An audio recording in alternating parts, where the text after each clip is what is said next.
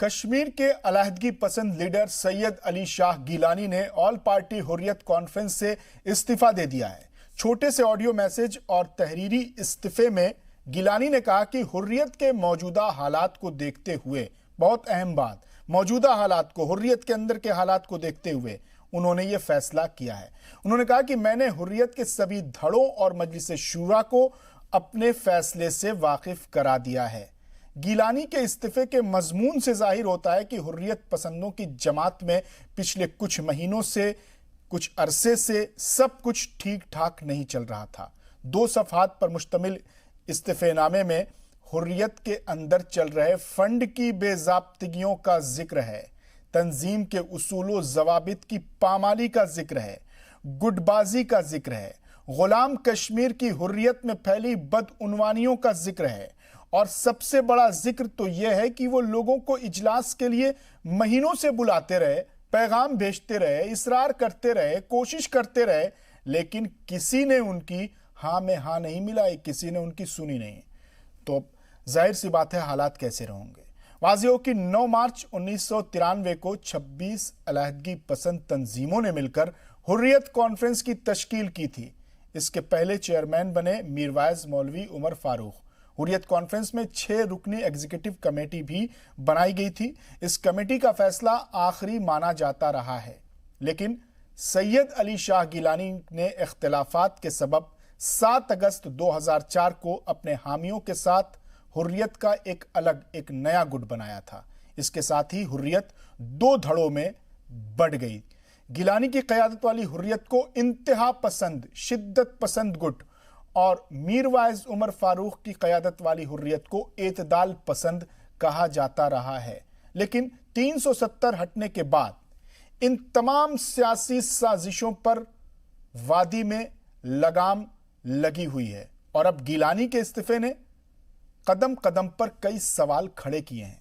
तो अब ऐसे में सवाल उठता है कि क्या 370 हटने के बाद गिलानी की कहानी खत्म हो चुकी है?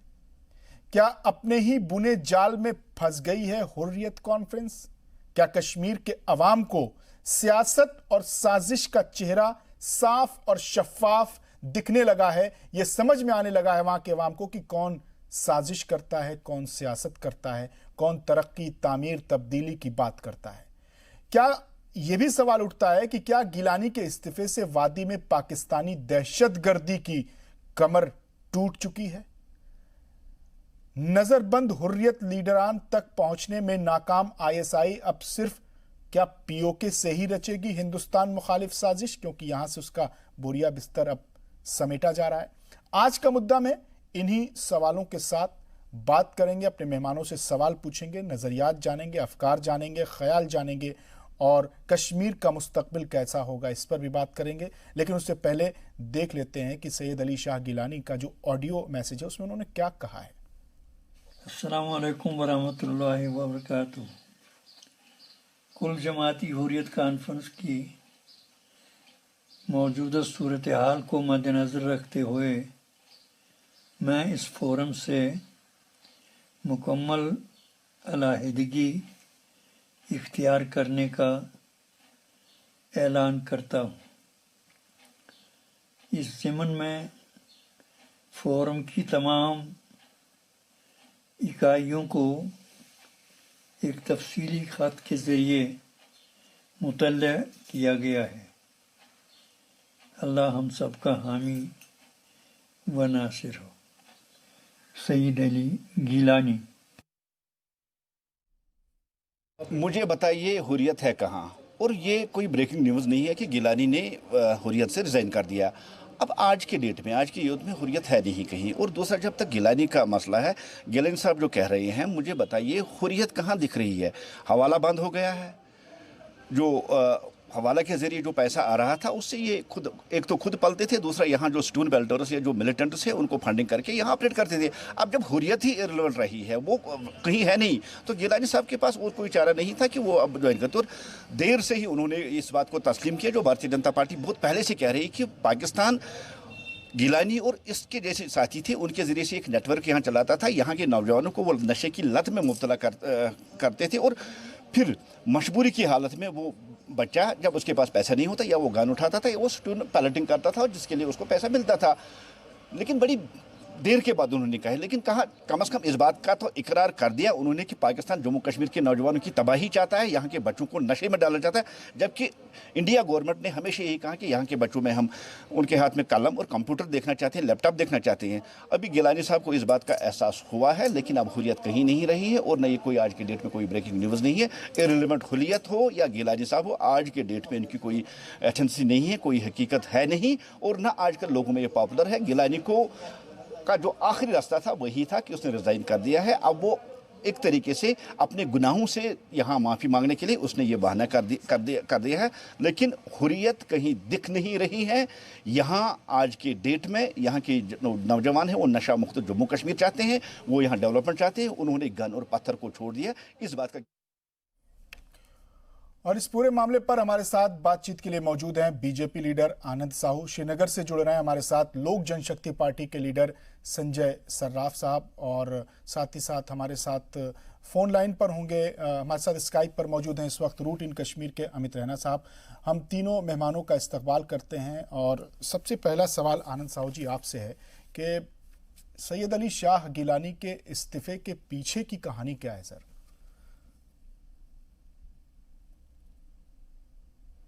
सबसे पहले तो सैयद अली शाह गिलानी साहब जो हैं उनका आयु आप देखिए 90 इयर्स ओल्ड हो गए हैं और जिस एजेंडा को वो लेकर के चल रहे थे वो कंप्लीटली पाकिस्तान परस्त एजेंडा था और मुझे लगता है कहीं ना कहीं वो प्रो पाकिस्तानी एजेंडा इसलिए भी रहा होगा क्योंकि उनका भी एक पैतृक जन्मभूमि जो है पंजाब प्रोविंस में था और ये भी एक कारण हो सकता है इनके पूरा परिवार जो है लगातार हुर्रियत कॉन्फ्रेंस के नाम से एक अलगाववादी पार्टी का पूरा नक्शा में चल रहे थे।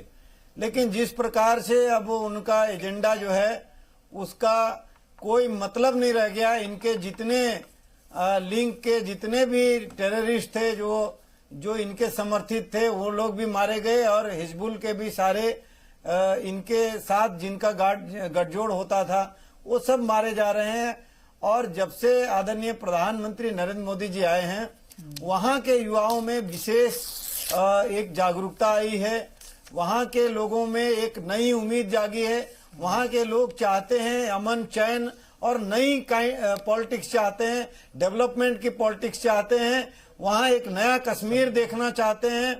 वहां कोई भी आने वाला भविष्य में जिस प्रकार का स्थिति बीते कई दशकों में हुआ, अपने किसी ने कोई बच्चा खो लिया, कोई पति खो लिया, कोई परिवार खो लिया और मिला कुछ नहीं।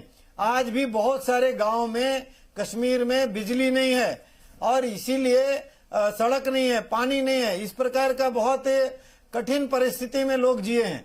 अब जाकर के वहां डेवलपमेंट का एजेंडा में पूर्णतः कार्य हो रहा है और उन्होंने देखा होगा कि उनके एजेंडा को अब कोई ताकत नहीं मिल रहा है, ना उनकी बात सुनी जा रही है।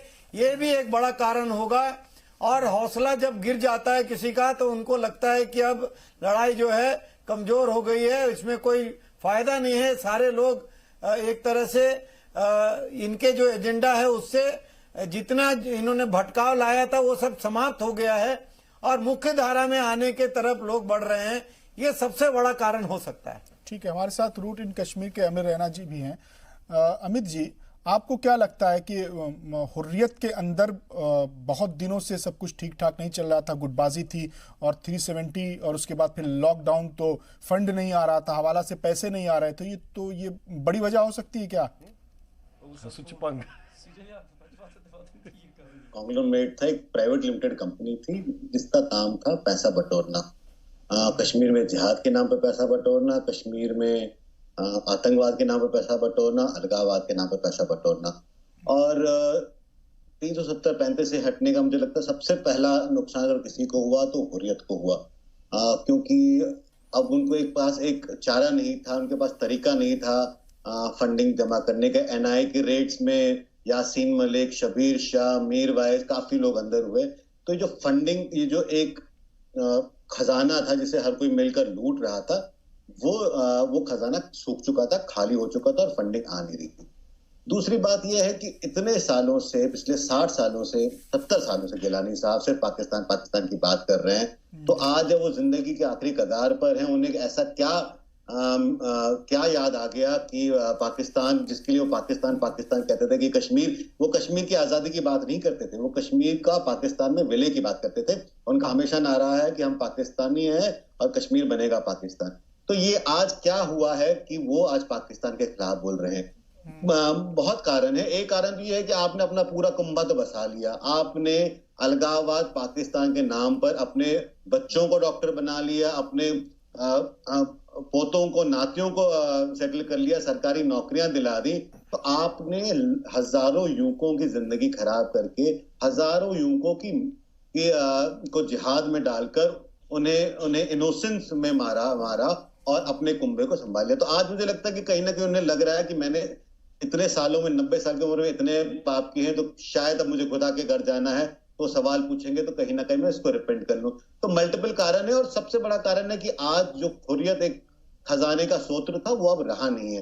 दूसरा, ये तमाचा भी है उन लोगों के लिए। देखिए, आज गिलानी साहब ने कहा हुर्रियत इररिलेवेंट है। हुर्रियत आज से रिलेवेंट नहीं है, हुर्रियत हमेशा इररिलेवेंट थी।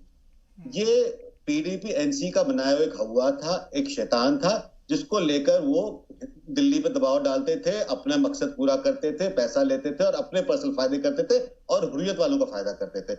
नहीं तो और ये जब से 370-35 से हटा है, ये पीडीपी के किसी काम का नहीं रहा। असर हुआ है।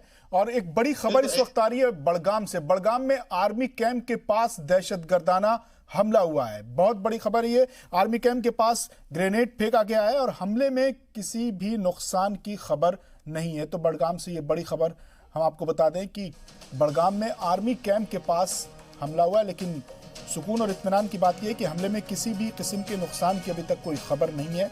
आर्मी कैंप के पास ग्रेनेड फेंका गया है। तो बड़गाम में आर्मी कैंप के पास दहशतगर्दाना हमला।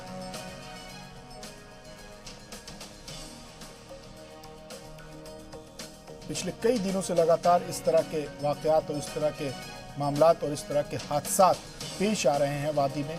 और जिस तरह से आर्मी और जम्मू कश्मीर पुलिस का जो ज्वाइंट ऑपरेशन चल रहा है इंटेलिजेंस के साथ, मिलिटेंसी का सफाया करने के लिए और पुरअमन कश्मीर बसाने की जो कोशिश है, उसमें इस तरह के रखने पैदा होते हैं। लेकिन तकरीबन जनवरी से लेकर अब तक 100 से ज़्यादा दहशतगर्दों का सफाया हो चुका है। तो हमारे साथ संजय सर्राफ जी भी मौजूद हैं, लोक जनशक्ति पार्टी के लीडर हैं। सर, जिस तरह से अभी हमने सुना अपने मेहमानों को, कश्मीर की तरक्की की बात कोई नहीं करता, कश्मीर की बहाली की कोई बात नहीं करता, कश्मीर की तामीर की बात नहीं करता, कश्मीर की खूबसूरत तस्वीर को सजाने और संवारने की बात कोई नहीं करता। कश्मीर पर सियासत होती है, साजिश होती है, हाथों में पत्थर पकड़ाए जाते हैं, असलहे पकड़ाए जाते हैं, बारूद पकड़ाए जाते हैं। और इस तरह के वाकयात, अभी आप बड़गाम से खबर सुन रहे थे, इस तरह के वाकयात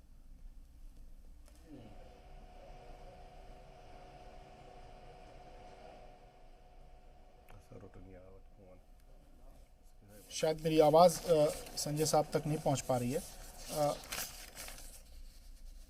आनंद साहू जी, आपसे ही ये सवाल है कि सर, कश्मीर की तरक्की, तामीर और तब्दीली की कोई बात नहीं करता। नहीं, मुझे लगता है वो दौर चला गया जो कश्मीर की कोई तामीर और तरक्की की बात नहीं करते थे। अब लोग जो है, प्रधानमंत्री नरेंद्र मोदी जी ने धारा 370 हटाने के बाद और वहां जो लेफ्टिनेंट गवर्नर गए हैं गिरीश चंद्र मुर्मू साहब, वो बहुत ही ईमानदार और बहुत ही कर्मठ, उड़ीसा के आदिवासी परिवार में जन्म लेकर के अपने ईमानदारी से उन्होंने अपने जीवन में एक बड़ी देश के लिए बहुत ही बड़ा कंट्रीब्यूशन किया, जिसको आदरणीय प्रधानमंत्री जी ने समझ करके उनको एलजी बनाया। और आप देखेंगे जब से वो एलजी बने हैं, एक भी डिस्प्यूटेड बयान कहीं भी नहीं आया वहां पर। और जब वो बने उसके बाद से लगातार सब प्रकार के युवाओं में भी और नई एक उमंग है, नई पार्टी बनेगी, नई पॉलिटिक्स होगा, डेवलपमेंट का पॉलिटिक्स होगा, नया उम्मीदों की पॉलिटिक्स होगी। और इस प्रकार का एक जो कश्मीर की जो वादी है, जो सुंदरता है, जहां पर उम्मीदों के बहुत बड़े बड़े हिमालय हैं, उनको कुछ आने वाला समय में आप सजते संवरते देखेंगे, क्योंकि वहां का एयरपोर्ट का डेवलपमेंट हो रहा है। कश्मीर में जो आतंकवादी लगातार घुसपैठ करते थे, उनके ऊपर कंट्रोल किया गया है। बॉर्डर में लगातार पाकिस्तानी जो फायर करते हैं और फायर के आड़ में आतंकवादियों को घुसपैठी कराते थे, उन सब में कंट्रोल हुआ है। और इतना ही नहीं, वहां अब मैं बहुत ही नजदीकी से जुड़ा हुआ हूं कश्मीर से, मैं कई बार गया भी हूं। वहां के लोग कतई भी किसी भी प्रकार से आतंकवाद और इस प्रकार के अलगाववाद और इस प्रकार के इस परिस्थिति से बाहर निकल करके अमन चैन का जिंदगी जीना चाहते हैं। भारत में उनको विश्वास है, क्योंकि पाकिस्तान के लोग खुद ही वहां बहुत ही दर की ठोकरें और बहुत ही बेहाई, बहुत ही बुरा हाल में वहां जी रहे हैं। इसीलिए किसी भी कीमत में पाकिस्तान को वो कोई भी प्रकार से सहयोग अब नहीं मिल रहा है। और ये भी एक कारण है, पाकिस्तान परस्ती जो माइंड सेट था सैयद गिलानी साहब का, वो भी कहीं ना कहीं कमजोर हुआ। और अब उनको लगता होगा कि भारत के साथ कदम से कदम मिला करके चले और नई सोच के साथ चले, तो शायद जो उनकी पीढ़ी है उन्होंने तो उनको आज कहीं माफ करेगा, उन्होंने तो आज अपने इस्तीफे में लिखा वो है, भी माफ नहीं करेगा। जी आनंद साहू जी, उन्होंने अपने इस्तीफे में लिखा है कि मैं ज़ईफ हो गया हूं, मैं बूढ़ा हो गया हूं, मैं पीराना साली यानी बुजुर्ग हूं, लेकिन मेरे हौसले, मेरे जज्बे अभी भी जमा है और भारत की जो जारहाना पॉलिसी है उसके खिलाफ मैं पूरी मुस्तैदी के साथ खड़ा हूं। उन्होंने अपने इस्तीफे में ये लिखा। वो तो अंदरूनी गुटबाजी का शिकार हुए हैं, पैसे नहीं आ रहे हैं उनके पास, फंड नहीं आ रहा है, ISI से राब्ता नहीं हो रहा है। टेल यू वन थिंग जी ठीक, अमित रैना जी भी हमारे साथ हैं, इनसे हम लेंगे। जी अमित रैना जी, फ्रस्ट्रेशन इतना बढ़ गया। अमित रैना जी, आपको क्या लगता है कि 370 हटने के बाद जिस तरह से पाबंदी है वहां पर, नजरबंद है वो, और उसके बाद लॉकडाउन में जो सख्ती हुई है, तो अब ISI को अपना प्लान यहाँ पर एग्जीक्यूट करने में, स्टेप आउट करने में दिक्कत हो रही है? इसलिए ऐसा नहीं है कि हुर्रियत के बुरिये बिस्तर को यहाँ से समेट के वो POK से ऑपरेट करना चाहता हो, क्योंकि गिलानी ने POK वाली हुर्रियत का भी की बड़ी तनकीद और मजम्मत की है। देखिए, एक तो जो पहले भारत सरकार थी, उन्होंने हुर्रियत को अनड्यू इम्पोर्टेंस दे रखी थी। आज ही ex-DGP का एक ट्वीट आया कि 1993 में जब मैं बॉम्ब ब्लास्ट में इंजर्ड हुआ, तो मुझे एक टेररिस्ट अटैक में इंजर्ड हुआ, तो मुझे दिल्ली में अपना इलाज खुद ही कराना पड़ा और गिलानी को सरकारी प्लेन लेकर गया। तो ये हमारे तंत्र का हाल था।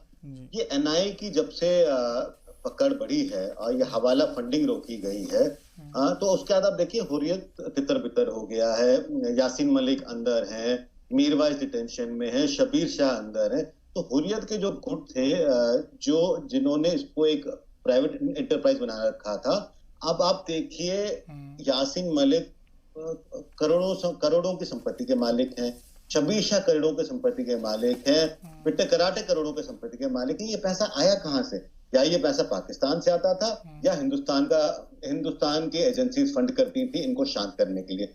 जब से ये हवाला और ये फंडिंग पर रोक लगी है और जब से इन पे नकेल कसी गई है, NIA ने इनको केसेस में बुक किया है, NIA ने इनको अरेस्ट किया हुआ है, तब से हुर्रियत का असली चेहरा सामने आ गया है। मगर सवाल यह है कि जो लोग हमेशा कहते थे कि हुर्रियत एक स्टेक होल्डर है जम्मू कश्मीर में, कई नेता कहते थे, कई कश्मीर के नेता कहते थे कि हुर्रियत एक स्टेक होल्डर है।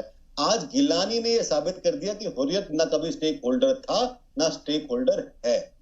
बात दूसरी है कि गिलानी साहब आज पाकिस्तान को कितना भी कोस ले, मगर पाकिस्तान के खिलाफ जिसने भी कश्मीर में आवाज उठाई, जिस अलगाववादी नेता ने आवाज उठाई, जिस आम आदमी ने उठाई, उसको मरवाया गया। और गिलानी साहब का हर उस खून में हाथ है जो हुए हैं, चाहे वो अब्दुल मजीद डार थे जो हिजबुल के फाउंडर थे, जो पाकिस्तान से वापस कश्मीर आए और कश्मीर में आके लोगों को बोला कि देखिए पाकिस्तान आपको गुमराह कर रहा है, पाकिस्तान अपना फायदा ले रहा है, उनको हमारे से कोई लेना देना नहीं है। उनको मरवाया गया। गनी लोन, सजाद लोन के पिताजी, वो जब पाकिस्तान से वापस आए, उन्होंने आईएसआई को बोला पाकिस्तान में कि आप हमारे साथ गलत कर रहे हैं, आप हमारे लोगों के साथ ज्यादती कर रहे हैं, आपने एक सेपरेटिस्ट मूवमेंट को टेररिस्ट मूवमेंट बना दिया है, उनको मारा गया। अनंतनाग के मीरवाइज हो, उनको मारा गया। तो जिन्होंने भी पाकिस्तान या ये गिलानी साहब के खिलाफ बोला, उन्हें एलिमिनेट कर दिया गया। तो आज क्या कारण है कि गिलानी साहब सडनली पाकिस्तान के खिलाफ बोल रहे हैं? 90 साल से, बचपन से जमात के मेंबर रहे हैं, बचपन से पकड़ो पाकिस्तान रहे, आज 90 साल की उम्र में ऐसा क्या हो गया? हुआ कुछ नहीं है, सरकार का प्रेशर है, डेवलपमेंट 370 हटने का, डिटेंशन हुए लोगों के, इनको उम्मीद थी कि डिटेंशन में लोग बाहर आएंगे जो अलगाववादी हुए हैं या पॉलिटिकल लीडर्स डिटेन हुए हैं, हंगामा हो जाएगा। ऐसा कुछ नहीं हुआ। कश्मीर के लोगों ने एक्सेप्ट किया 370 का एब्रोगेशन, का एब्रोगेशन, क्योंकि हर कोई एक सामान्य जिंदगी जीना चाहता है, हर कोई डेवलपमेंट चाहता है, हर कोई भारत की प्रगति का हिस्सा बनना चाहता है, और कश्मीर उससे 370 के कारण वंचित था। तो आज मुझे लगता है कि जब कश्मीर ने भी इनको नकार दिया है, तो कहीं ना कहीं इनको सच्चाई दिख गई है कि अब हमारा कोई वजूद नहीं है, और ये कारण रहा है। ठीक है, हमारे साथ संजय सर्राफ जी भी मौजूद हैं, लोक जनशक्ति पार्टी के लीडर हैं। सर, क्या आप कश्मीर के लोगों को साजिश और सियासत का चेहरा साफ साफ दिखने लगा है, शफाफ तरीके से, कि कौन साजिश करता था, कौन सियासत करता था, कौन दहशतगर्दी का लिबादा ओढ़कर आता था और कौन अलहदगी पसंद के लिबादे में दहशतगर्दी करता था? मेरे को तो लगता है आप लोगों ने हम सब लोगों ने आज मिलकर इसको वेलकम करना चाहे थे। It is an welcome step, we should all welcome this, कि एक सीनियर बुजुर्ग जो कहीं पर इन्वॉल्व था, अगर वो ऐसे आ रहा है, वहां से निकल के आ रहा है, तो I don't feel there is anything wrong. Why we are sir गलत नहीं कह रहा है, सर कोई गलत नहीं कह रहा है, गलत नहीं कह रहा है कोई। सवाल यह है कि पाकिस्तान का गीत गाने वाला, पाकिस्तान का गीत गाने वाला हुर्रियत का सबसे सीनियर लीडर आज जो पीओके की जो हुर्रियत है उसकी मुखालिफत क्यों कर रहा है? क्यों कह रहा है कि वहां के हुर्रियत के जो अराकीन हैं वो मफाद परस्त हो गए हैं, वो फायदों के लिए काम कर रहे हैं, असेंबलियों में, वजारत में अपने करीबियों को लगवा रहे हैं, अपने रिश्तेदारों को फायदा पहुंचवा रहे हैं? ऐसा क्यों कह रहा है? अगर उन्होंने आज मुद्दा उठाया और उनका स्वागत और उनके इस्तकबाल की बात नहीं है, सवाल यह है कि क्या अब कश्मीर के लोगों को, मैं कह रहा हूं कि हमें खुश होना चाहिए। जी बोलिए आप। हमें खुश होना चाहिए। अगर वो वहां से निकल के आ गए हैं, उन्होंने वहां से रिजाइन किया है, तो ये अच्छी बात है। बिल्कुल, इसीलिए तो हमने सवाल किया सर आपसे कि क्या आप कश्मीर के अवाम इसमें पहचान चुके हैं असली चेहरा सियासत का, साजिश का, दहशतगर्दी का, इंतहा पसंदी का, शिद्दत पसंदी का? स्टेडियम में बैठना दूसरी बात है, स्टेडियम में बैठ के बोलना एक बात है, ग्राउंड जीरो पर दूसरी बात है। 35 से 370 के बाद हम सब लोगों ने एक्सपेक्ट किया था कि मेरे 3.5 लाख कश्मीरी पंडित भाइयों को वापस श्रीनगर में, आज जो 88-89 में निकले थे, आज वो 30 साल में 7 लाख हो गए हैं। हमारी अपनी रिहेबिलिटेशन होगी, वी विल बी रिहेबिलिटेटेड हियर। अभी तक तो पिछले 6-7 महीने से कुछ नहीं हुआ। आई डोंट फील कि we should, in spite of that हमारी डोमोसाइल सर्टिफिकेट हो गई। मैं कहता हूं मेरे कम्युनिटी को आप रिहेबिलिटेट करिए, डोमोसाइल से मेरे को कोई लेना देना नहीं है। I am a resident of this place. अगर ये डोमोसाइल आपने बनाई है तो एक ब्यूरोक्रेटिक सेटअप की डोमोसाइल बन रही है। आप जगती में जाकर किसी कश्मीरी पंडित को वो सर्टिफिकेट दे देते, मेरे को खुशी होती कि आप। मैंने आपसे सवाल सर मेरे सवाल का जवाब दे दीजिए। मैं इसका जवाब भी, अमित रैना जी यहाँ मौजूद हैं, आनंद साहू जी मौजूद हैं, बीजेपी लीडर हैं आनंद साहू जी, उनसे जवाब दूंगा। इसका जवाब ले लीजिए। अमित रैना जी एक कश्मीरी पंडित है, मेरे भाई है, हाँ। वो इसका जवाब नहीं दे सकते हैं। मैं आनंद साहू जी से, मैं भी इनका अलायंस पार्टनर हूं, बट यहां पर being an Kashmiri Pandit, I have a question for this, कि भाई where we stand आफ्टर 30 साल, चाहे यूपीए 1 यूपीए 2 ने कुछ किया नहीं है। आज हमें एनडीए 1, जिसमें मैं खुद पार्टनर हूं, स्पोक्स पर्सन भी हूं अपनी पार्टी का, एनडीए 2 में भी हमारे साथ वही हाल हो रहा है। हम कहीं पर स्टैंड है नहीं, कहां पर है हम लोग? सर एक साल में 370-35 हट गया, नई डोमिसाइल पॉलिसी आ गई। आप कहते हैं कि सरकार बड़ी जल्दी में है। ठीक है, इसका जवाब लेते हैं आनंद साहू जी। संजय सर्राफ जी ने जो सवाल उठाया है कि आपने कश्मीरी पंडितों को बसाने का वादा किया साहब, आप सबसे पहले जो हमारे भाई जिस तरह से आवाज उठा रहे हैं, आज विषय जो है, पहले तो ये गिलानी जी जो है रिजाइन किए हुर्रियत कॉन्फ्रेंस से, वो विषय है। और जहां तक इन्होंने कश्मीरी पंडितों का बात जो कहा है, सबसे पहले तो आज आजाद भारत में वो हो गया, ये हो कोई गया, भी मैं उसका जवाब दे इंसान, रहा हूं। चाहे मैं हूं चाहे कोई भी पार्टी का हो, एक मिनट सुन लीजिए, आप सुन लीजिए, आपका भाषण यहाँ आर्गुमेंट नहीं करने आए हैं हम लोग। अरे आप सुन लीजिए भाई, आप क्यों ऐसा उतावले हो रहे हैं, आप सुनिए तो। अरे आप सुन लीजिए, मैं बता रहा हूँ आपको, पहले आप सुनिए भाई, आप don't try to derail the debate. मैं भी आपका सुन रहा था। 30 से 35 सीटें बनती अरे है। आप बोल लीजिए भाई, आप बोल लीजिए। 35 सीटें लेने के मेरे को क्या मिल रहा है जी। मेरे को ये बोला जाता है आपका वोट बैंक नहीं है। मेरा सबसे बड़ा वोट बैंक है ग्राउंड जीरो पर, और पूरे देश में वोट बैंक है। ठीक है संजय जी, आपने जो सवाल किए थे ना, वोट बैंक आप ही का है भाई। संजय जी आपने जो शक्ति पार्टी का सवाल किए उसका जवाब सुन है। लीजिए। ठीक है, आप सुन लीजिए, आप सुनिए भाई, यू शुड अंडरस्टैंड। अभी भारत के आजाद भारत में धारा 370 खत्म हो जाएगा। कब खत्म होगा लोग पूछते थे, अभी आते ही खत्म हो गया। मेरा देश 35A खत्म हो गया।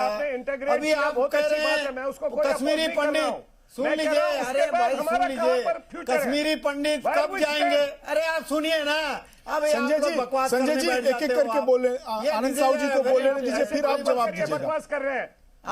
मैं जब आपको यहाँ कोई डिबेट के लिए नहीं बैठे हैं, यहाँ हुर्रियत कॉन्फ्रेंस के रिजाइन किया है। भारत में एक अच्छा माहौल बन रहा है हुर्रियत कॉन्फ्रेंस का, जो अलगाववादी, आतंकवादी और देश विद्रोह का।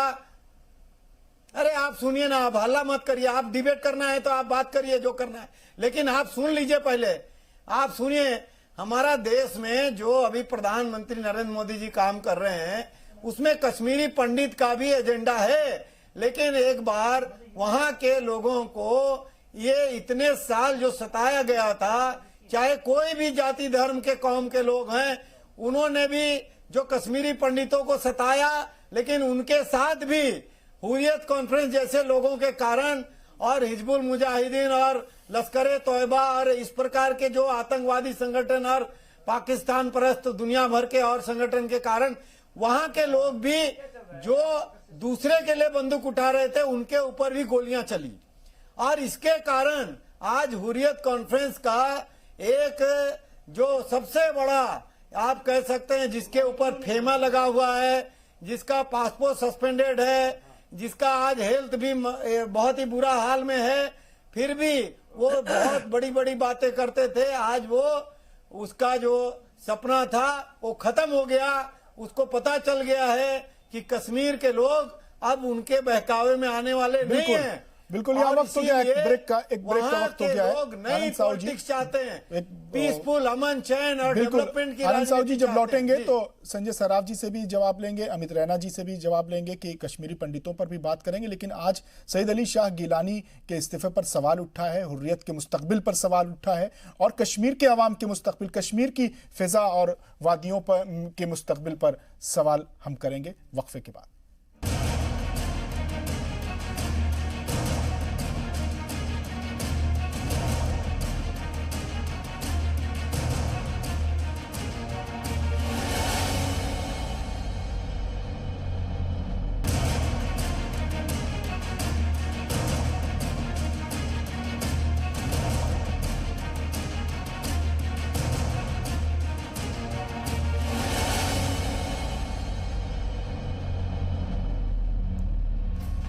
वक्फे के बाद एक बार फिर आपका इस्तकबाल है। आज का मुद्दा में हम सैयद अली शाह गिलानी के इस्तीफे पर सवाल उठा रहे हैं।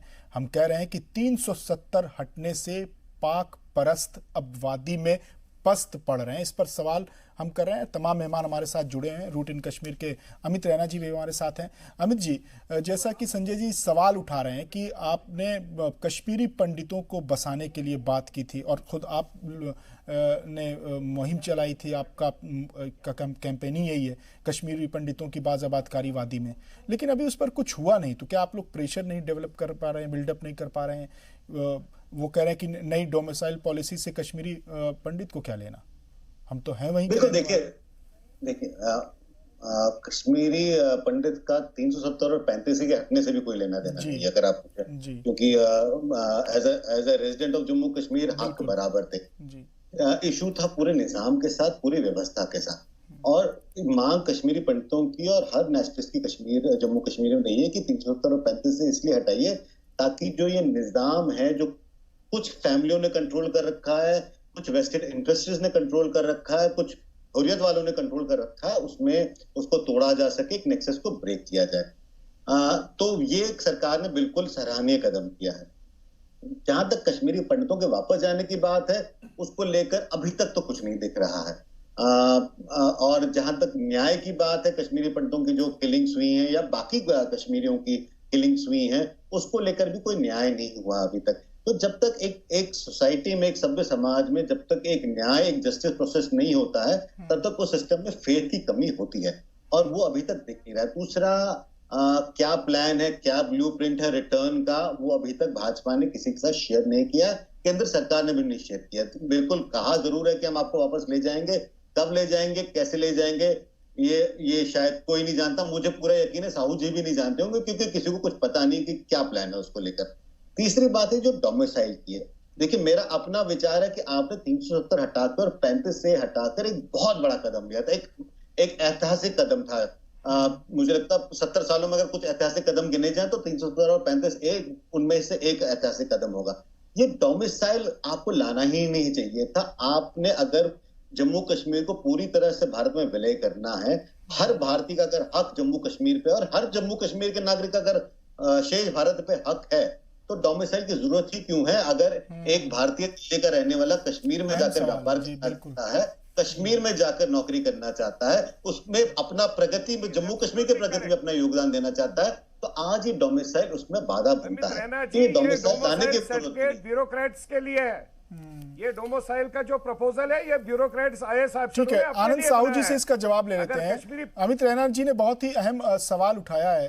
बहुत अच्छी बात बोली अमित रैना जी। अगर आप कश्मीर के अवाम को, कश्मीरियत, जमहूरियत, इंसानियत का नारा है बीजेपी का, और कश्मीर के अवाम को अगर आप हिंदुस्तानी समझते हैं और हिंदुस्तान के लोगों को का हक समझते हैं कश्मीर पर, तो ये नई डोमिसाइल पॉलिसी लाने की जरूरत ही क्या थी?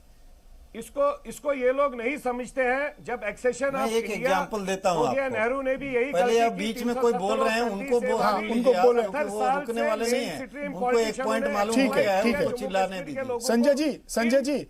संजय जी, मैं एक पॉइंट में बता, मैं आपके पास सवाल के साथ आऊंगा, आपसे सवाल करूंगा, उसका जवाब दीजिएगा। हम लोग पीसफुल एटमॉस्फेयर चाहते हैं यहाँ पर। हम लोग चाहते हैं कि हमारे पंडित भाई खुलकर, खुले दिल से, खुले दिमाग से यहाँ पर रहे। उसके लिए एक पॉलिसी प्रॉपर फ्रेम की जाए। और जो डोमिसाइल का ये आपने टूल बना के दे दिया, इस पर फिर से एक्सप्लॉइटेशन स्टार्ट हो जाएगी एनसी और पीडीपी जैसी पार्टियों से, क्योंकि आज उनके पास स्पेस नहीं है।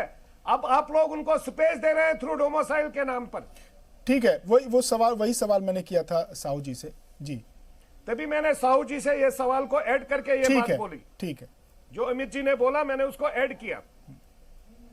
ठीक है, उनका पूरा हो गया तो मैं बोलता हूं। जी हाँ, बोलिए। हाँ, please please please carry on. हाँ, तो ऐसा है बंधु, सबसे पहले कोई भी स्टेट है, आप एक एग्जांपल देता हूं, जैसे झारखंड है। झारखंड स्टेट बना तो झारखंड में वहां एक डोमिसाइल नीति लाई गई। क्यों लाई गई?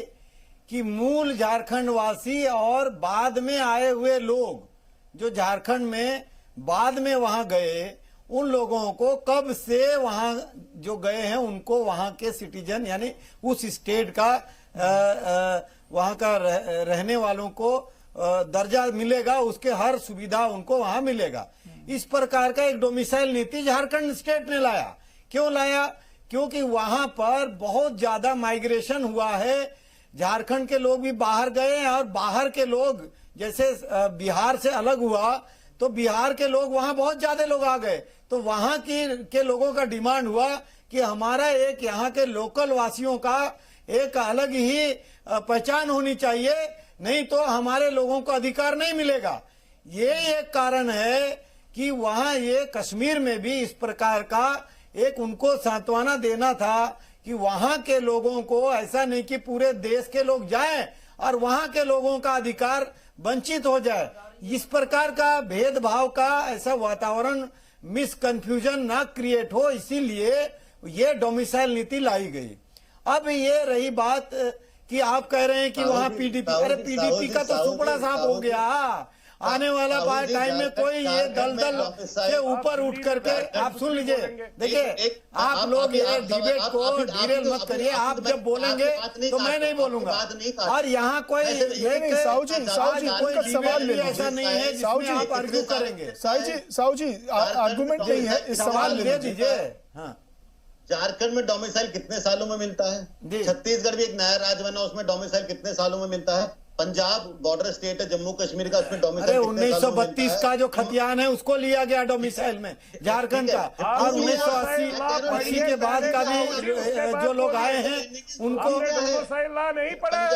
भी लिया गया। यही कंफ्यूजन क्रिएट नहीं हो, इसके लिए ये डोमिसाइल नीति लाया गया। चलिए ठीक है सर, ठीक है सर।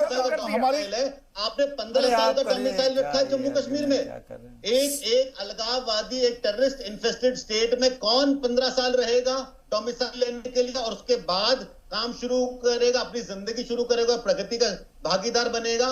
सेंट्रल गवर्नमेंट में आपने 10 साल की रिक्वायरमेंट रखी है। कौन सा सेंट्रल गवर्नमेंट एम्प्लॉय 10 साल जो 30 साल से बाहर है। ठीक है सर, हमारी डिबेट डाइवर्ट हो रही है, हमारी डिबेट डाइवर्ट हो रही है। आज हम जो बाहर भी रहे हैं उनको भी मिलेगा, जो वहीं के लोग रहे। ठीक है सर, हमारी डिबेट डाइवर्ट हो रही है। हम डोमिसाइल पॉलिसी पर बिना तैयारी का डिबेट करने आ जाते हैं आप लोग। डोमिसाइल नीति बाहर रहने से उसका खत्म नहीं हो जाता है। मैं 25 साल से दिल्ली में रह रहा हूँ, तो मैं झारखंड वासी नहीं रहा क्या? ठीक है, हम अपने मौजू पर आते हैं, अपने टॉपिक पर आते हैं। आप लोग ठीक है, बाबर कादरी जी हमारे साथ जुड़े हुए हैं। बाबर कादरी जी, सैयद अली शाह गिलानी की जो पाक परस्ती थी वो क्या कम पड़ गई थी कि उधर से कुछ रिस्पांस नहीं मिल रहा था? क्योंकि उनके इस्तीफेनामे में लिखा है कि मैंने बड़ी कोशिश की, मैंने बड़ी मेहनत की, लोगों को बुलाया, दावतनामा भेजा, पैगामात भेजे, लेकिन मैं इसमें नाकाम रहा, मैं आप लोगों से राब्ता नहीं कर सका।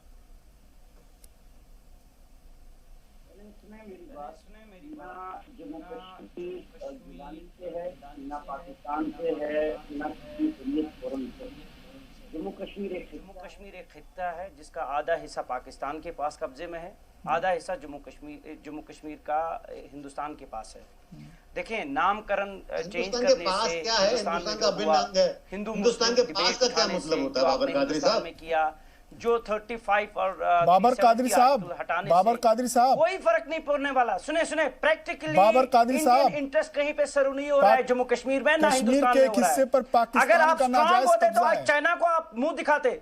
आज अगर स्ट्रांग आप होते तो चाइना को आप दांत दिखाते। बिल्कुल आंख दिखा रहे हैं सर, आंख दिखा रहे हैं सर, दुनिया के सामने अमेरिकन के आप लखेर बनने जा रहे हैं। हम आंख दिखा रहे हैं सर, आप अपने डेटा लेके बैठे रहिए। सुने आप चाइना की बात ना करिए। सेक्युलर चाइना की आंख में आंख डाल के बात किया है हमने। प्रमोट कर रहे हैं। गिलानी क्रिमिनल था, मैंने कभी उसको लीडर नहीं समझा। और एक ब्रेकिंग आ रही है, मैं आपको ब्रेकिंग बता दूं कि चीन के खिलाफ हिंदुस्तान का सख्त कदम। हिंदुस्तान ने टिकटॉक समेत 59 चीनी ऐप पर मुकम्मल पाबंदी लगा दी है। यह है हिंदुस्तान की ताकत। ये इस अंदाज में हिंदुस्तान चाइना को जवाब दे रहा है। हिंदुस्तान चाइना को आंख में आंख डालकर बात करने की हिम्मत, कुव्वत और जुर्रत रखता है। अगर किसी के जहन में ये खाम ख्याली है, ये गुमराह कुन बातें हैं कि हिंदुस्तान चाइना के सामने झुक जाएगा, तो वो अपनी खाम ख्याली निकाल दे। चाहे वो पाकिस्तान परस्ती में जी रहा हो, चाहे वो किसी दूसरे दुश्मन मुल्क की परस्ती में जी रहा हो। तो बड़ी खबर हम बता दें कि चीन के खिलाफ हिंदुस्तान का सख्त कदम। हिंदुस्तान ने टिकटॉक समेत 59 चीनी ऐप पर मुकम्मल तौर पर पाबंदी लगाई है। एलएसी पर तनाज़े को लेकर सरकार का ये बड़ा कदम, ये बड़ा फैसला।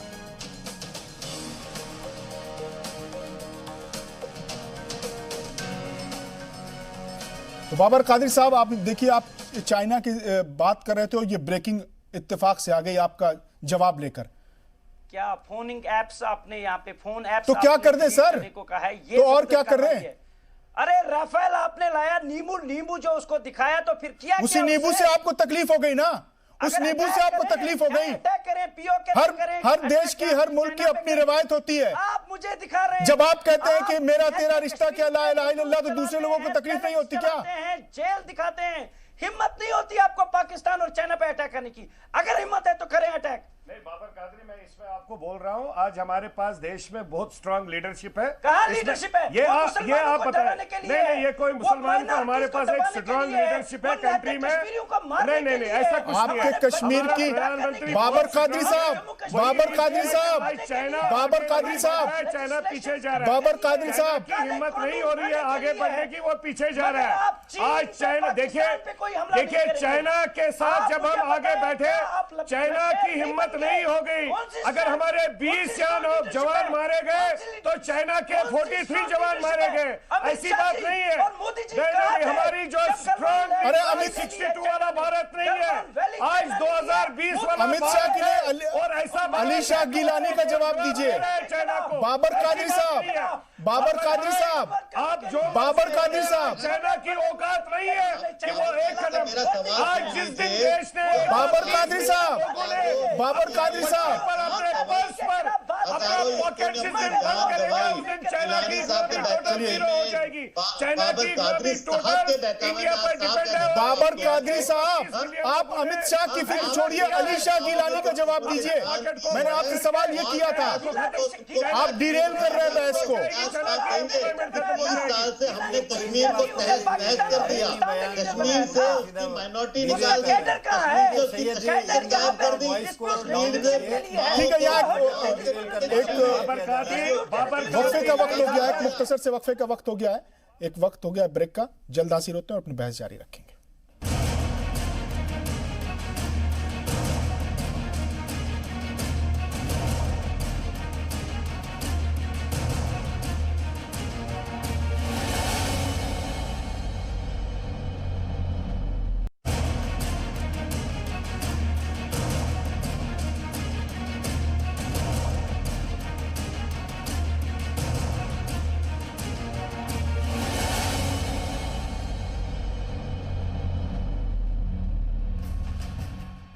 वक्फे के बाद एक बार फिर आपका इस्तकबाल आज के मुद्दा में हम बार बार ये सवाल कर रहे हैं, ये मुद्दा उठा रहे हैं कि गिलानी के इस्तीफे के पीछे की कहानी क्या है। क्या 370 हट जाने से पाक परस्त अब पस्त पड़ गए हैं?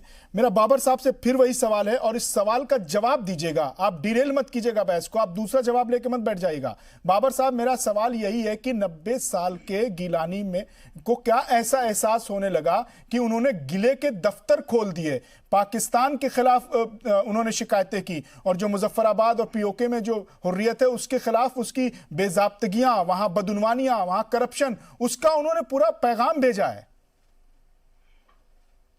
सुने मेरे भाई, गिलानी साहब को मैं जानता हूं, मैंने कभी उनके पॉलिटिकल स्टांस की सपोर्ट नहीं की है। उनका एक कम्युनल माइंडसेट था, मैं उसको कभी सपोर्ट नहीं करता। हाँ, ये बात सही है कि उनका एक पॉलिटिकल कद था जिसको हिंदुस्तान और पाकिस्तान मानते थे। अवाम में कहीं साख नहीं थी। देखें अगर होती तो 5 अगस्त के बाद कहाँ है वो स्पेस? 5 अगस्त के बाद कहाँ पे? संजय जी बोल लेने दीजिए, उनको भी जवाब दे लेने दीजिए। स्पेस की बात नहीं है। देखिए प्लीज मुझे बात करने दीजिए। अगर बादर, उनकी जो स्पेस है वो आप और मेरे मानने से नहीं होगा, उनकी स्पेस है। आज अगर वो संजय जी बाबर साहब को बोलने दीजिए। मैंने पहले ही वेलकम किया, उनका रिजाइन करना हम सबके लिए अच्छा है, क्योंकि हम सब लोग चाहते हैं एक पीसफुल एटमॉस्फेयर हो, हम सब लोग पीसफुली यहाँ पर रहे। गिलानी साहब के डिफेंस में आते हैं, डिफेंस की बात नहीं है, अलायंस है तो गिलानी साहब के डिफेंस की बात नहीं है। मैं आपकी बात कर रहा हूं, मैं अपने देश के डिफेंस में हूं, मैं किसी के डिफेंस में नहीं। खाकों में रंग भरने के लिए कोई रंग भरने की बात नहीं है। जो आप बात करें मैं उसका जवाब आपको दे रहा हूं। कौन था? गिलानी साहब था। डिले करना रेजोल्यूशन किसके हक में था? हिंदुस्तान और पाकिस्तान के हक में। आधा उन्होंने खाया, आधा इन्होंने खाया। जम्मू कश्मीरियों के तो आपने शनाख्त खत्म कर दी। आप 5 अगस्त के बाद शनाख्त खत्म हो गई हमारी गलतियों की वजह से। हम बेड़ की चाल हर एक के पीछे रहे। जिसने जैसे बोला हमने कभी दिमाग से नहीं सोचा, हमने कभी आज तक दिमाग से नहीं सोचा हमें क्या कर रहे हैं। जिसने बोला उसको निकाला, उसको निकाला, जिसने बोला उसको मारा। गिलानी साहब के बेटी के बेटे को सेंटूर में किन्होंने नौकरी लगाई? बीजेपी और पीडीपी वालों ने। गिलानी साहब के बेटे को नॉमिनेशन पे एमबीबीएस किसने करवाया? भारत सरकार ने। शेख अब्दुल्ला को आज तक शेख साहब को बोलना चाहिए था, नेशनल कॉन्फ्रेंस ने किया। हम समझते हैं साहू जी कुछ बाबर कादरी कुछ सवाल उठा रहे हैं। की इन्वेस्टमेंट है, छोटे छोटे बच्चों की इन्वेस्टमेंट है, ये छोटे छोटे बच्चों की अवामी तहरीक है। बस आ रहा हूँ जी, ठीक है। उनका अपना काम था, वो हाईजैक कर रहे थे इस मूवमेंट को। हम मेरा ये इत्तेकाद है। ठीक है। आनंद साहू